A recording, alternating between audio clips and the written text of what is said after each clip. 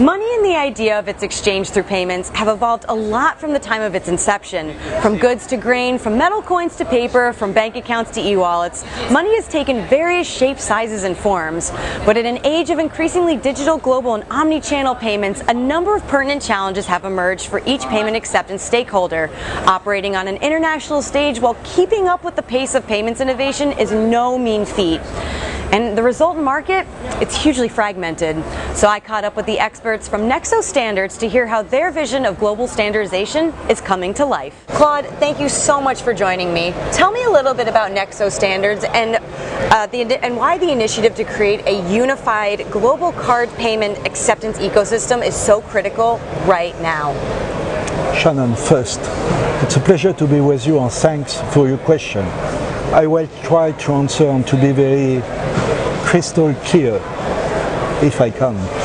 So, despite having the international standardization bodies, and also because we have new players entering in this ecosystem, having their own proprietary standards, it's quite difficult to reach true standardization and true interoperability needed in the payment ecosystem. Nexo Standards, at the end, is a for non-profit association made of all payment ecosystem stakeholders responsible to address these issues by providing an harmonized and standardized set of payment applications, specifications, we used to say Nexo Fast, that connect with a Nexo protocol. So that is to say Nexo Acquirer, Nexo Retailer, and Nexo Terminal Management System protocols. So the payments acceptance world obviously faces several challenges, especially due to lack of standardization. How is Nexo solving for this issue? That's a pretty good question. So Nexo today, Nexo Standards is a collaborative ecosystem that works with all payment stakeholders involved. That is to say, card schemes, acceptors, retailers. I do prefer retailers and merchants. Payment service providers and processors, and finally vendors. So, Nexo Standard is not just presenting to card scheme or vendors, but bringing towards and creating a compelling proposition in collaboration with the whole ecosystem. I have to say, we don't have customers with us, but we do consider that all the stakeholders involved have to serve their customers. So what are the top benefits that companies see after joining Nexo?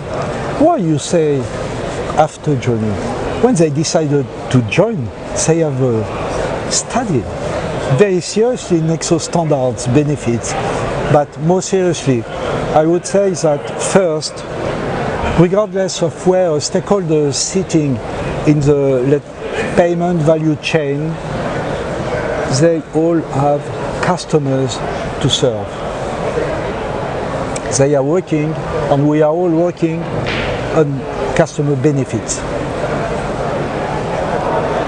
As said, Nexo Standards members not only have a voice, but they are the ones developing the specifications and the protocols. Subway, as an example, who has more than 44,000 restaurants in more than 100 countries, shared with us last year at our annual conference in Paris that they have to support 110 bank connections with more than 110 different devices and having their own proprietary messages and way of connecting. At the end, result being a $5 million cost every year for them that Nexo would be resolving once their Nexo retailer solution would be deployed across the world. You've had incredible momentum, and growth throughout Europe, but what other regions have expressed interest in Nexo? you are right. We have, Nexo has a great momentum today.